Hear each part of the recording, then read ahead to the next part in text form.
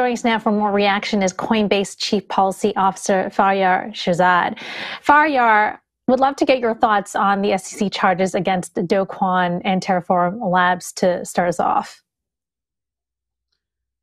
Good morning, Christine. Lawrence, good to be with you. We don't have any specific comment on the specific charges you're asking about, but it is, another example of an enforcement action that all of us then have to review and try to figure out the implications of. We have a Coinbase, and a lot of us in the ecosystem have long called for proactive, public, transparent notice and comment rulemaking. So that we'd all figure out what is a security and what's not a security. And so it's important to, review the details of any particular enforcement action that comes out of the SEC, but the focus should be on transparent rulemaking, and we hope we'll see more of that in the future. Well, if UST ends up being an unregistered security, are crypto exchanges listing it in trouble? Well, we list a variety of tokens on our exchange that we review very, very carefully. We all have to ultimately do our own analysis, given that the SEC won't provide a lot of clarity on it. And we have a very rigorous process. I think we've gone through about 1,000 different tokens in our listing process. We list 200 of them. We review to make sure they're not securities, make sure they're cyber resilient, and we look for scams and frauds. So we have a very rigorous process. We root out a lot of things that potentially could be securities so that we don't list them on our platform.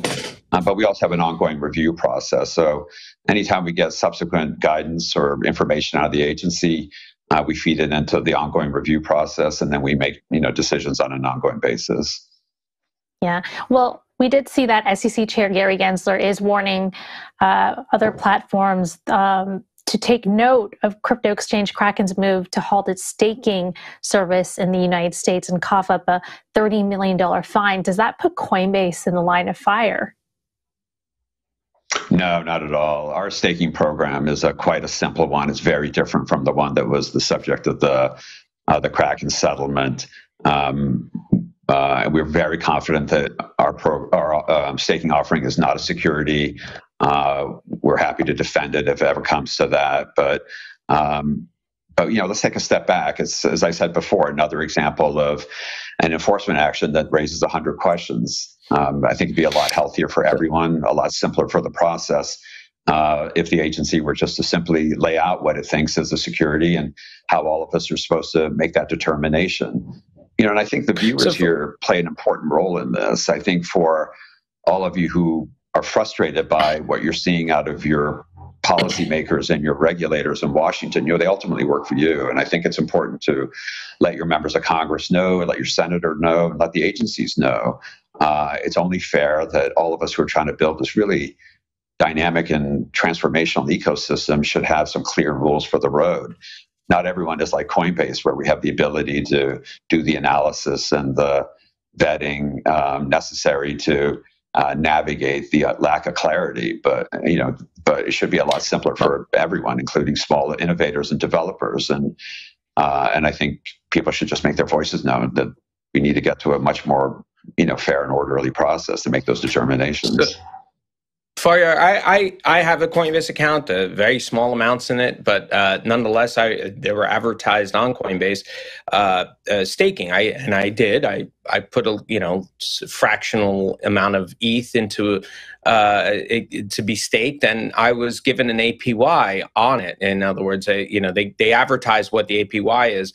What is the difference? Because that seems to have been the issue with what the SEC was saying about Kraken. So what are the mechanical differences between what Kraken was offering with its APY versus what Coinbase offers with its staking programs? It seems as if the SEC doesn't like staking as a service. You're saying you're willing to defend it, but what is the difference between what are the mechanical differences between what Coinbase offers and what Kraken offers? So anybody can stake their assets to be a part of the validation process. You can do it, I can do it, anybody can do it. You don't need Coinbase to do that. What we do is we make it a lot simpler for people who maybe don't want to go through the process on their own to figure out how you stake your assets to be a part of that critical validation process. And so we handle that on behalf of our customers. The terms of any rewards that they get, the duration of the process, all of that is determined by the protocol, not by us. And we never take title to the customer's assets. It's always the customer's. We simply handle the process for them and hand back any rewards that they get on the other end. We take a commission on top of it. But the commission is set out at the outset. Everybody knows what the amount is before they come in to ask us for help in providing the service. So it's a very, very different product. There is no APY. Yeah, and yet it was. There seems to have been offered an APY at the time when I saw it, because they list the percentage. So was this I'm trying to figure out. It sounds what you're describing to be a pass through, right? In other words, that I put it in and I'm open up to the variable rate of returns based on whatever the staking rewards are at any given moment. But when it was advertised, I was given it was like 4%, 3%. It was a low APY, and it seems that the way Kraken was doing was a fixed for floating swap. So that you're saying you don't do that. This is a pass through. It just goes through. You take a VIG and that's it. But why was I then offered this percentage APY? It seemed as if that was almost a guarantee. Yeah, the terms of our program are quite clear. We don't provide any guarantees. There's no representations about what you'll make or how much you'll make. What we do offer is what we offer across our range of offerings, which is a trusted way to access the crypto ecosystem, whether it's to buy or sell tokens, or in this instance, is to participate in the validation process by putting your assets to work in validation. And so we offer that, and then we take a commission on top of it, and that's as far as it goes. Has Coinbase seen any evidence that suggests all staking is indeed under attack in the United States? We don't know, but remember, it's really important for the United States to remain a part of the crypto ecosystem. I travel around the world. I talk to policymakers in Asia and Europe and Latin America. The degree to which policymakers around the world understand how transformational this technology is and how critical it is, just like in the early stages of the internet, to be in the, essentially allow the ecosystem to develop, because its full potential will only be known over time. That is essentially the verdict that's been turned in by, most economies around the world, and also by citizens around the world who are sort of voting with their feet and participating in the crypto economy on their own. So I'm hopeful that's not what the message is. If it is, it would be catastrophic for American national security interests. Regulators, generally speaking, are anti-crypto, or are they trying just to pave the way for Wall Street to take over crypto? I'm a student of government, and it's the role of the political branches to decide if there's an industry that they like or they don't like, and it's a role of the regulators to regulate based on clear direction given by the political branches. In this instance, we need Congress to step up. We've got bipartisan leaders in the House, the Senate, all the relevant committees, Democrats, Republicans, who've all stepped up and said, we want to bring crypto under regulation. We see the innovative potential, and we're going to spend 2023 seeing how far we can get in providing clarity for crypto commodities, crypto securities, and for stable coins.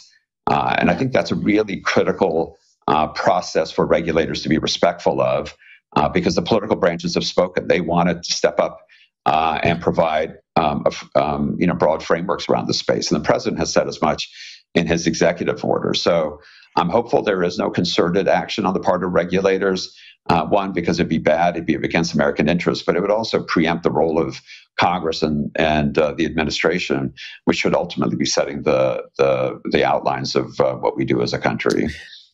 Yeah, so you Coinbase also mentioned that there should be some more regulatory clarity. In Gary Gensler's view, there is clarity already, that there is a whole suite of laws, securities laws, that are clear on how securities should behave. And he thinks most, if a majority of tokens out there are securities. Would Coinbase ever consider registering with the SEC as he has suggested? Remember, every crypto token is not a security. And this debate over whether crypto is a security or not a security is a very American one. Like I said, I travel all around the world. There's no other country in the world that has as fragmented a regulatory system as we do, and where you have two different market regulators, a commodities regulators and a securities regulator. So if you never step outside the United States, you think this issue about whether crypto tokens are securities or not securities is some sort of a kind of existential public policy question that has to be answered. In every other country in the world, they approach this quite simply. There's one market regulator. They provide ground rules around what kind of investor protections you need, what kind of market integrity rules you need. And the crypto ecosystem can operate under those rules to figure out how to innovate, grow, develop, provide products that customers want, while ensuring the customers get the the protections and the disclosures that they need. So this question. So the question was, would Coinbase ever register with the SEC as a bank, a regulated exchange? Or the answer would be no, because you believe that these are not securities. None of the tokens that we offer on our platform are securities, but we would love to register. We have 2 dormant broker-dealers. We would love to register them. The reality is there is no path to registration. It's not a matter of coming in and talking, filling out a form, and coming in and registering. I'd encourage you to have the SEC on and ask them, what is the path to registration? Has anyone successfully done it?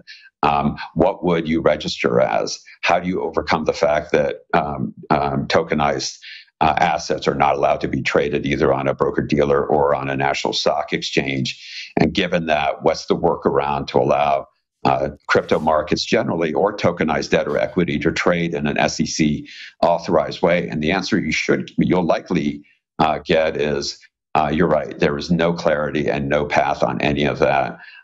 And what I hope with the follow-on answer is, but we will do notice and comment rulemaking to allow the public to participate in a process of how we get there. I think that'd be fantastic. It'd be the American way to do it, and we look forward to being a part of that. Yeah, and Gary Gensler's video, it seems so easy. You just had to fill out a form. But Faryar, noted. Thank you for joining us this morning. That was Coinbase Chief Policy Officer Faryar Shirzad.